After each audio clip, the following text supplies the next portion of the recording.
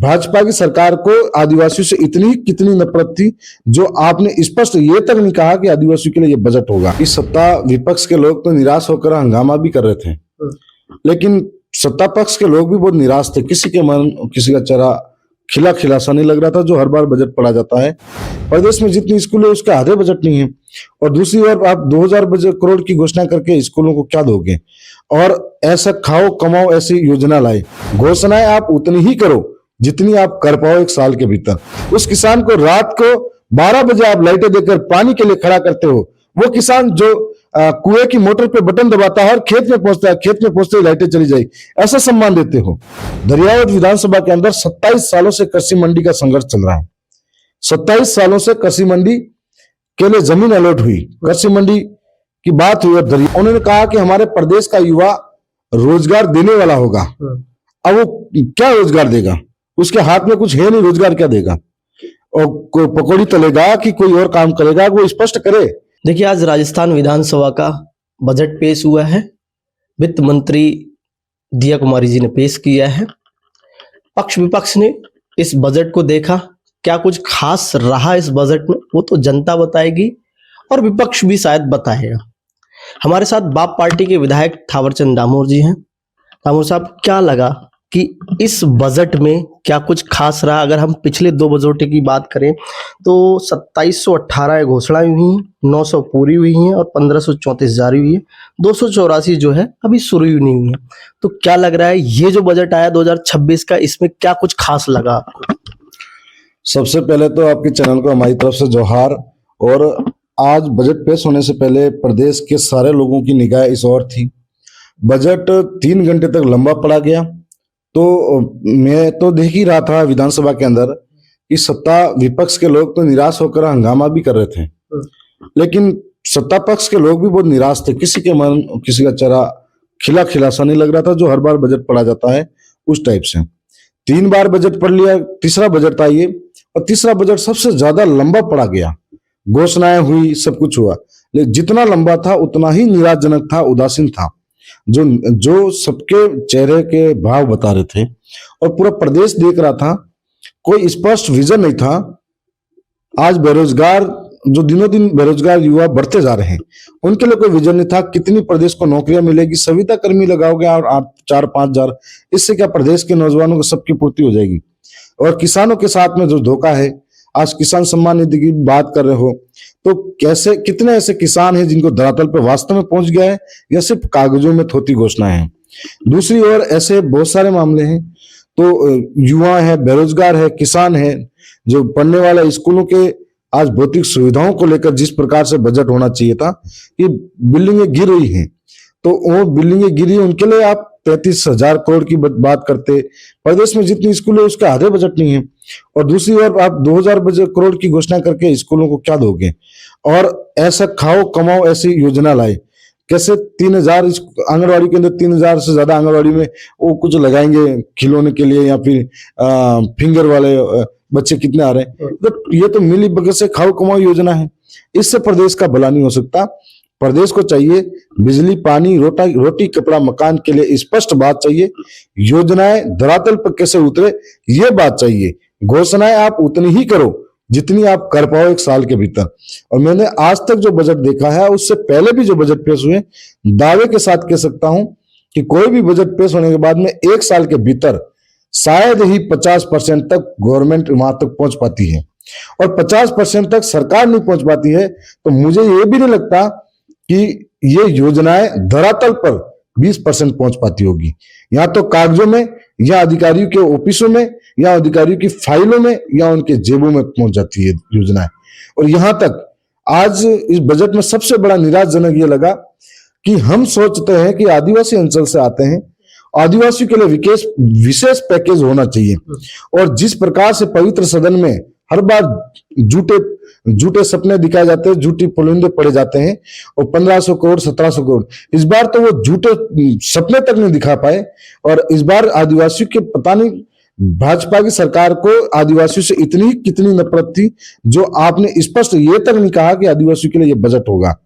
और दूसरी बात, पिछला जो बजट दिए 1750 करोड़ में 400-500 करोड़ बजट खर्च हुआ, 634 करोड़ का बजट खर्च हुआ, और 4 दिन पहले अखबार में आया 400 करोड़ बजट का घोटाला हुआ है।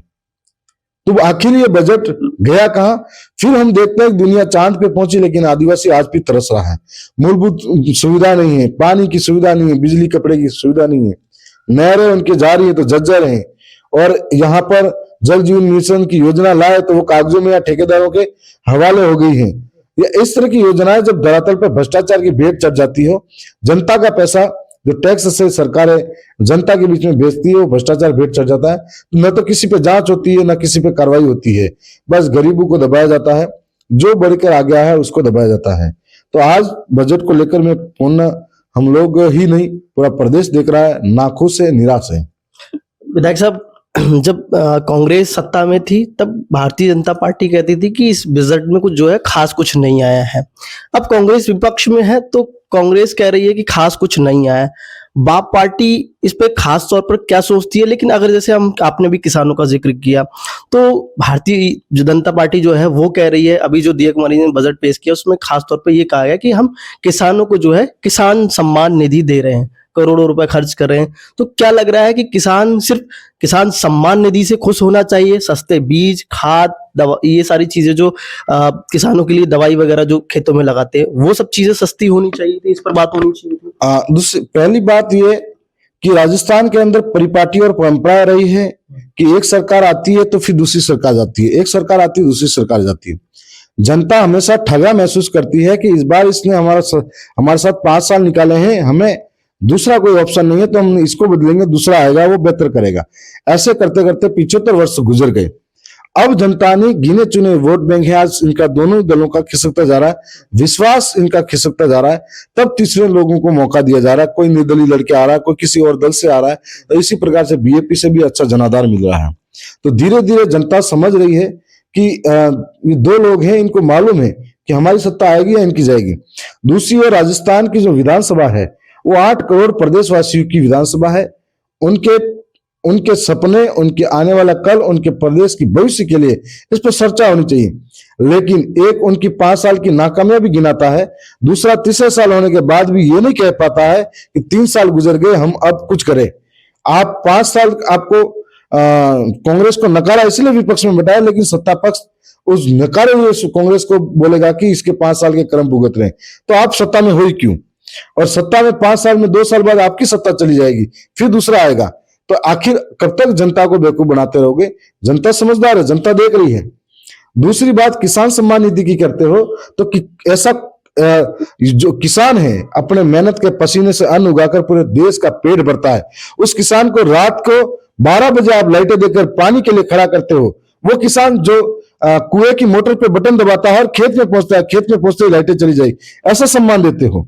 वो किसान जो थोड़े दिन पहले खाद की लाइनों में छोटे छोटे बच्चों को लेकर मैंने लंबी लंबी कतारों में लाइनें देखी, वो जिसको देखकर भी शर्म नहीं आई, वो किसान को सम्मान, कौन सा सम्मान दे रहे हो? और ये चंद रुपये लेके देने की बात करके उनको सम्मान देना चाहते हो।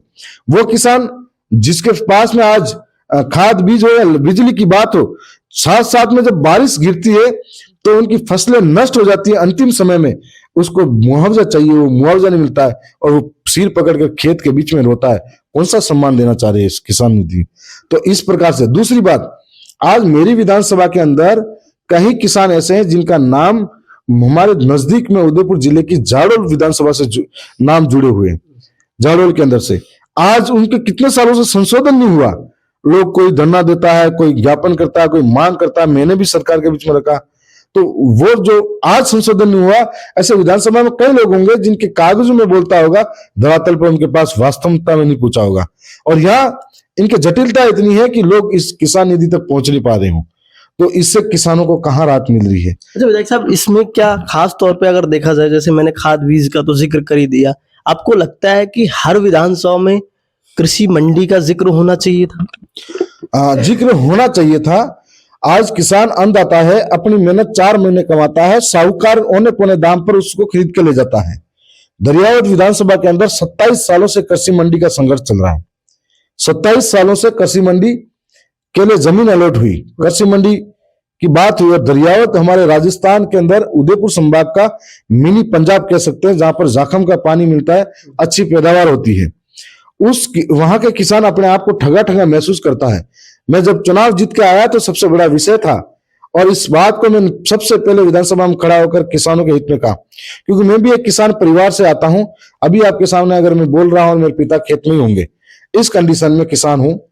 और ऐसे में कृषि मंडी इतनी महत्वपूर्ण हो जाती है क्योंकि साहूकारों द्वारा बिल्कुल हमारे को लूटा जाता है। जो मंडी का भाव अगर 28 रुपये हो और हमें वहां पर 20 रुपये 22 रुपये के दाम पर मिलता हो, तो हम लगातार 2 साल लड़े। मामला हाईकोर्ट में था, हाईकोर्ट का मुकदमा हम जीते थे, लेकिन सरकार और सरकार के सानिध्य में रहने वाले जनप्रतिनिधि नहीं चाहते थे कि ये मुकदमा जीते हैं और अभी किसानों को लाभ मिले। इस मामले के लिए उन्होंने सीमा जानकारी तक नहीं कराई थी और हम धरने तक बैठे थे। और उसके बाद में मेरी विधानसभा का जितने भी किसान भाई हैं, जितने भी लोग हैं, वो सब इस बात को समझ रहे हैं और इसके लिए तो वो तैयार है अभी आने वाले पंचायती राज में उसका जवाब देने के लिए कि कौन कौन लोग जो षड्यंत्र करता है। उसके बाद में हाई कोर्ट का जीता हुआ मुकदमा अब सुप्रीम कोर्ट में गया है और वो सुप्रीम कोर्ट को भी जीतेंगे। ऐसे अनगिनत मामले हर विधानसभा में हो सकते हैं, पूरे प्रदेश में हो सकते हैं। इसलिए किसानों को सम्मान के लिए उनके मेहनत की कमाई को उचित दाम मिले, सम्मान मिले, इसके लिए कृषि मंडी जरूरी है। कह रहे हैं 150 रुपए आने वाले समय में जब गेहूं आएगा कट के, एमएसपी 150 रुपए बढ़ा दिए क्विंटल पे, तो क्या किसान 150 रुपए से संतुष्ट माना जाएगा? मैं पिछले 10 साल का ही आंकड़ा निकालो तो हर चीज महंगी हुई है, चाहे तेल हो, घी हो, दूध हो, सब्जियां हो, हर चीज महंगी हुई हो, लेकिन किसान का अन्न कभी महंगा नहीं गया।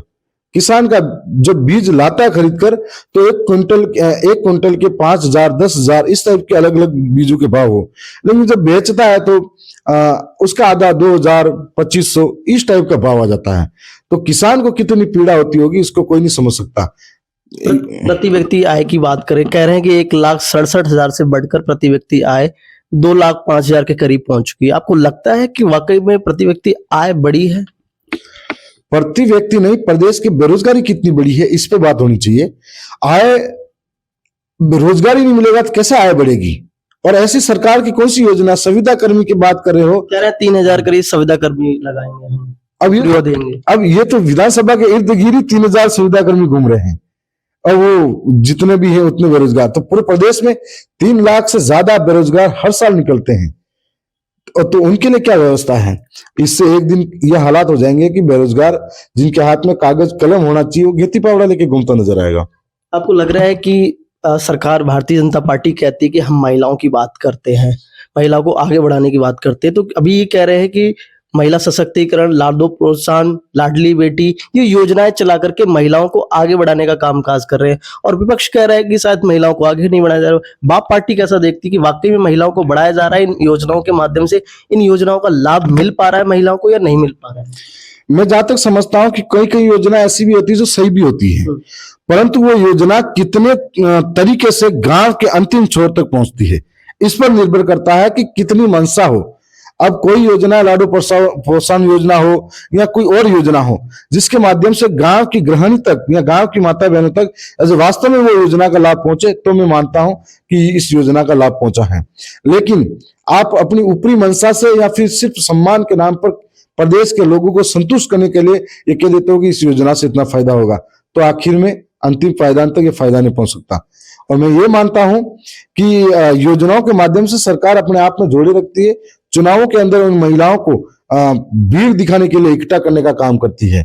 इसलिए इस योजना का वास्तविकता में फायदा मिले तभी महिलाओं का सम्मान है। अभी आपने जिक्र किया कि भीड़ दिखाने की, तो ऐसा क्या लगता है कि युवाओं को भी इस तरीके से अभी जो कह रहे हैं कि लोन देंगे 10 लाख रुपए, उस पर ब्याज नहीं लगेगा, तो ठीक है क्या ये लोन पे ब्याज नहीं लगेगा, इसके माध्यम से युवाओं को फायदा मिलेगा? ये युवाओं को रोजगार चाहिए या लोन चाहिए?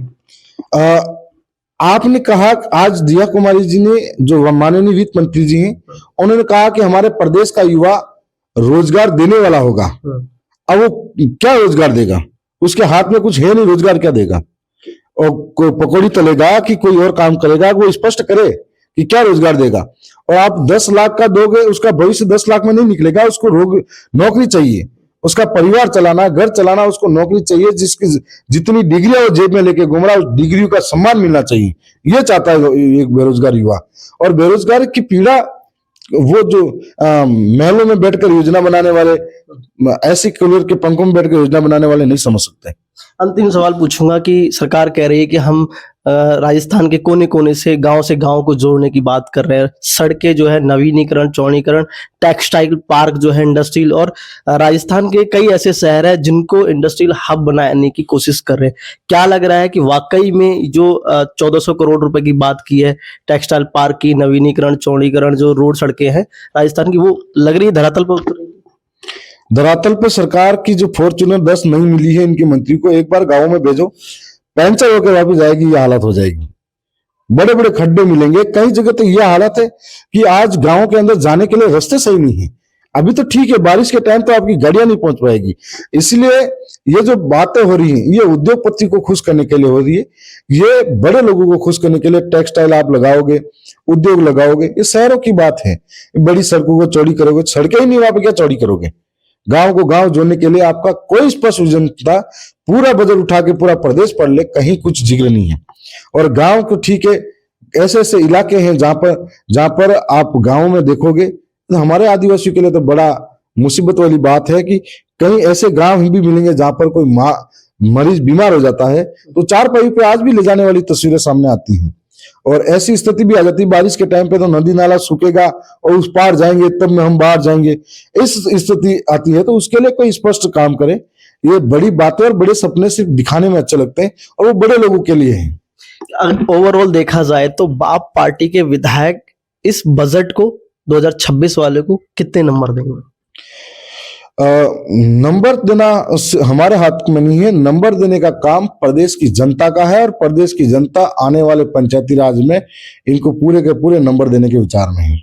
बहुत बहुत शुक्रिया। तो देखिए हमारे साथ थे विधायक थावर चंद तमोर, जो कि धरियावाद से विधायक है, बाप पार्टी के विधायक है। आज बजट आया, उस पर हमने बातचीत रखी कि क्या कुछ थर्ड फ्रंट जो है सोचता है। लगातार हम आपको दिखाते रहेंगे। बने रहिए मेरे सहयोगी राजेंद्र के साथ। महाराव सिंह, पॉलिटिकल पंचायत, जयपुर।